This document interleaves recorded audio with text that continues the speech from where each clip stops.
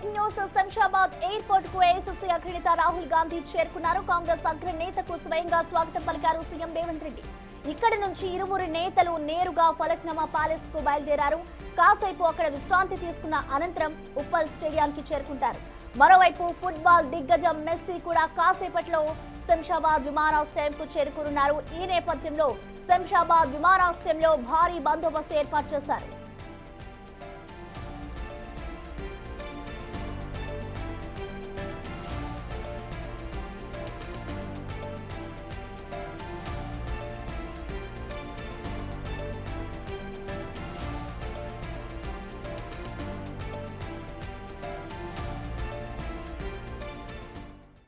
దీనిపై more details ని మా ప్రతినిధి హేమ లైవ్ అందిస్తారు.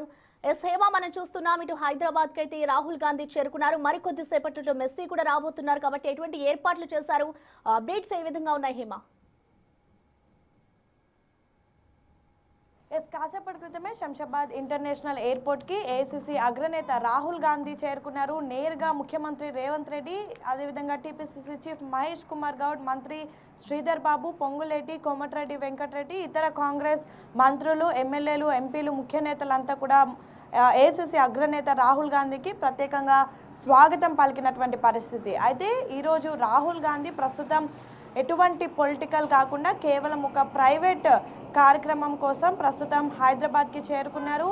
ఈరోజు సాయంత్రం 7 గంటలకు ఉప్పల్ స్టేడియం వేదికగా అటు Messi versus Revanth Reddy football match జరగనుంది. మెస్సీ మ్యాచ్ అంటే ప్రస్తుతం మెస్సీ మొత్తం ఇండియా వైడ్గా కూడా అన్ని స్టేట్స్లో 20 మినిట్స్ ఫుట్బాల్ మ్యాచ్ ఆడడంతో పాటుగా అక్కడ ఉన్నటువంటి ఎవరైతే విద్యార్థులు ఉంటారో వాళ్ళకి ఫుట్బాల్ టిప్స్ చెప్పడంతో పాటు అక్కడ ఒక మ్యాచ్లో నేరుగా అతనే పార్టిసిపేట్ చేస్తున్నారు. 20 నిమిషాల పాటు కూడా మ్యాచ్లో ఆయన ఎవ్రీ స్టేట్లో ఆడుతున్నారు. ఇక ఈరోజు షెడ్యూల్ వచ్చేసి ఉదయం కలకత్తా, సాయంత్రం తెలంగాణలో ఉప్పల్ స్టేడియంలో మ్యాచ్ ఆడాల్సి ఉండింది. అయితే ప్రస్తుతం ఆ మ్యాచ్ కోసం మరి కాసేపట్లో మెస్సీ కూడా శంషాబాద్ ఇంటర్నేషనల్ ఎయిర్పోర్ట్కి చేరుకొనున్నారు.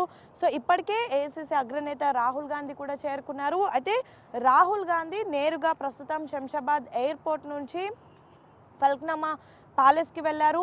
మెస్సీ కూడా ఎయిర్పోర్ట్కి వచ్చిన తర్వాత నేరుగా ఫలక్నామా ప్యాలెస్కి వెళ్తారు. ఫలక్నామా ప్యాలెస్లో అక్కడ కొంతమంది అంటే కేవలం 100 మంది అభిమానులతో మీట్ అండ్ గ్రీట్ కార్యక్రమంలో పార్టిసిపేట్ చేస్తారు. అనంతరం నేరుగా అక్కడి నుంచి ఉప్పల్ స్టేడియంకి కూడా వెళ్తారు. ఇక ఉప్పల్ స్టేడియంలో ఎగ్జాక్ట్గా 7 o'clockకి మ్యాచ్ స్టార్ట్ అవుతుంది. కేవలం 20 నిమిషాలు మ్యాచ్ మాత్రమే.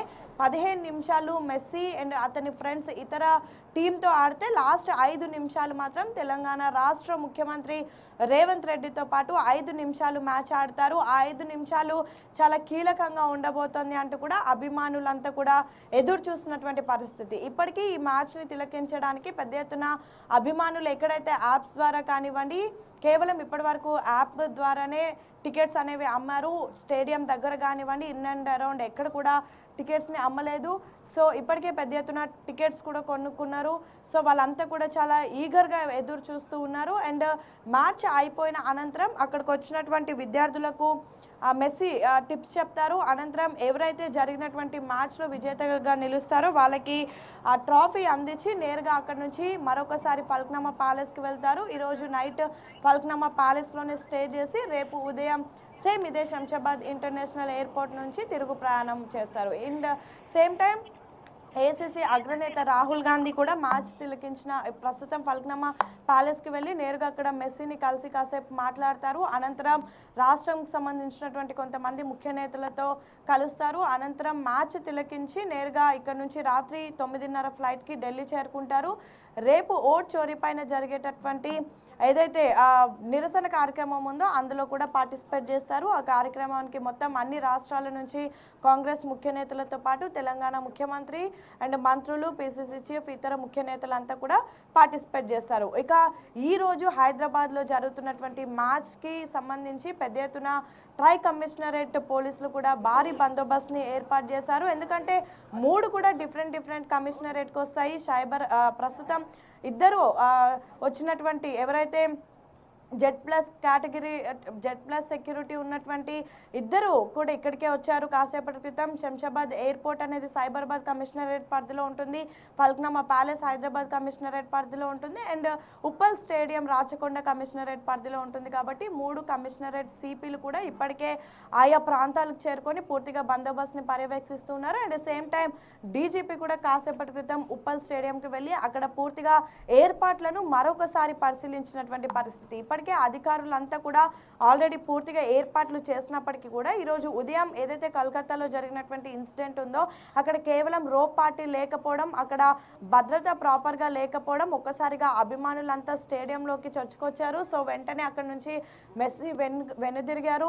అనంతరం పెద్ద ఎత్తున స్టేడియంలో అభిమానులు ఎవరైతే టికెట్ కొనుక్కొని వచ్చారో వాళ్ళంతా కూడా వాగ్వాదానికి దిగారు. పెద్ద ఎత్తున గందరగోళ వాతావరణం క్రియేట్ అయింది. సో అలాంటి పరిస్థితి ప్రస్తుతం హైదరాబాద్లో చోటు చేసుకోవద్దంటూ ఇప్పటికే పూర్తిగా అన్ని ఏర్పాట్లు చేసినప్పటికీ మరొకసారి వాటన్నిటిని క్షుణ్ణంగా పరిశీలించి వెంటనే 20 రోప్ పార్టీస్ని కూడా డిప్లాయ్ చేశారు.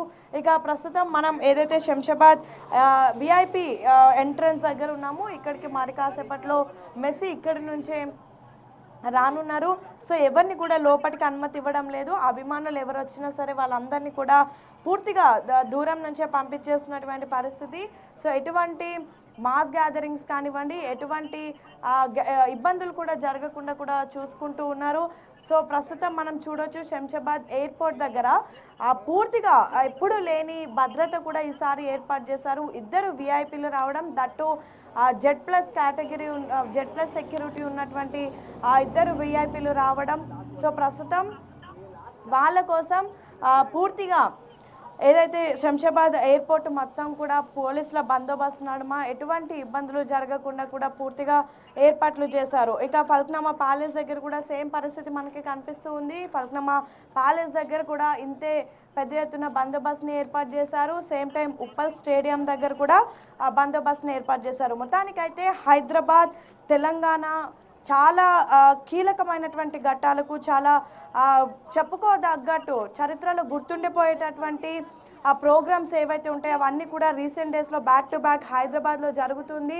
ప్రభుత్వం నిర్ణయం తీసుకొని కూడా పెద్ద ఎత్తున మిస్ వరల్డ్ లాంటి కార్యక్రమాలు చేయడం, మిస్ వరల్డ్ కార్యక్రమం అయితే ఏకంగా ప్రపంచ వ్యాప్తంగా కూడా గుర్తింపు తీసుకొని వచ్చింది. పెద్ద ఎత్తున మిస్ వరల్డ్ని కూడా ఎటువంటి అవాంఛనీయ సంఘటనలు జరగకుండా కూడా చాలా పీస్ఫుల్గా కంప్లీట్ చేశారు. రీసెంట్గా జరిగిన గ్లోబల్ సమ్మిట్ కానివ్వండి, లేదంటే ఇప్పుడు జరుగుతున్నటువంటి ఈ ఫుట్బాల్ కార్యక్రమం కూడా ఎటువంటి ఇబ్బందులు లేకుండా కూడా అయ్యే విధంగా చూస్తున్నారు. సో చూడొచ్చు కొంతమంది అభిమానులు కూడా వచ్చారు ఇక్కడికి.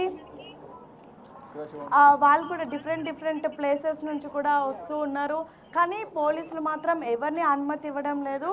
సో వచ్చి ఎవరు కూడా డిస్టర్బెన్సెస్ క్రియేట్ చేయొద్దు అంటూ కూడా చెప్తున్నటువంటి పరిస్థితి. సో మొత్తానికైతే పోలీసుల భద్రత నడుమ ఈరోజు జరుగుతున్నటువంటి మ్యాచ్ చాలా కీలకంగా మారబోతోంది. Okay, thank you Hema. So మొత్తానికి చూసుకోవచ్చు, ఇటు ఏఐసిసి అగ్రనేత రాహుల్ గాంధీ శంషాబాద్ విమానాశ్రయానికి చేరుకున్నారు. వారికి ఇటు సీఎం రేవంత్ రెడ్డితో పాటు కాంగ్రెస్ అగ్రనేతలంతా కూడా స్వాగతం పలికారు. ఇటు మరికొద్దిసేపట్లో మెస్సీ కూడా రాబోతున్న నేపథ్యంలో ఇటు శంషాబాద్ ఎయిర్పోర్ట్ వద్ద భారీ బందోబస్తును ఏర్పాటు చేశారు.